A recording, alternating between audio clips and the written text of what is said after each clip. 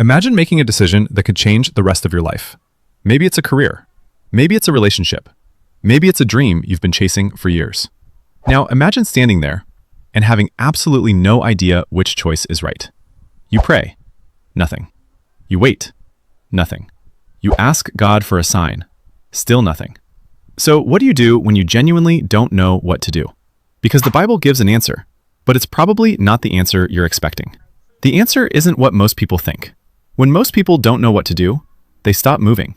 They think, I'll wait until God tells me exactly what to do. So they wait. A week passes. A month passes. Sometimes years pass. They're waiting for a voice from heaven, waiting for a giant sign, waiting for 100% certainty. But here's the problem. What if certainty was never promised? Wait, what? Before we answer that, let's look at someone in the Bible who faced the exact same problem. One day, God told Abraham, leave your country, leave your home, leave everything familiar, and go where? That's the crazy part. God didn't tell him. Imagine that. You ask God for directions, and God basically says, start walking. Abraham wasn't given the full plan. He wasn't shown the destination. He wasn't given a 5-year roadmap. He only got the next step. And somehow, that was enough. Imagine if Abraham said, God, I'll obey after you show me everything. The story never happens. What if we've been asking the wrong question? Most people ask, God, what's your plan for my entire life? But maybe the better question is, God, what's the next step? Not next year, not next decade, the next step. Because throughout the Bible, God often gave people enough light for today. Not enough light for the entire journey. Imagine walking through a dark forest. You shine your flashlight. Can you see the whole forest?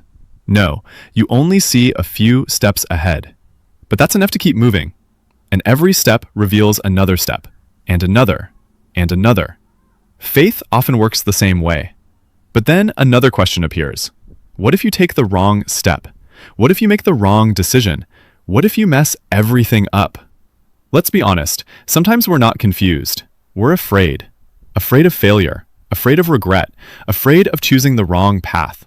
So we do nothing, because doing nothing feels safer. But here's something interesting. Many people in the Bible made mistakes, big mistakes, yet God still guided them. Moses, David, Peter, they weren't perfect decision makers, yet God still worked through them. Why? Because God's ability to guide you is bigger than your ability to mess up. This is where many people struggle, because sometimes it feels like God isn't answering. You pray, nothing happens. You wait, nothing changes. And you start wondering, did God forget about me? But what if silence doesn't mean absence? Think about a teacher during a test. The teacher isn't talking much, not because they've abandoned the students, but because it's time for the students to apply what they've already learned. Sometimes God has already shown us enough to take the next step. So what do you do when you don't know what to do? You do the last thing God clearly told you to do.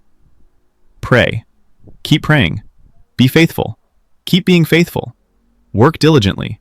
Keep working diligently. Love others. Keep loving others.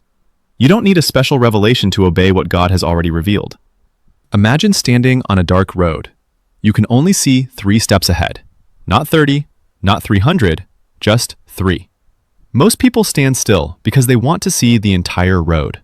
But faith says, take the 3 steps.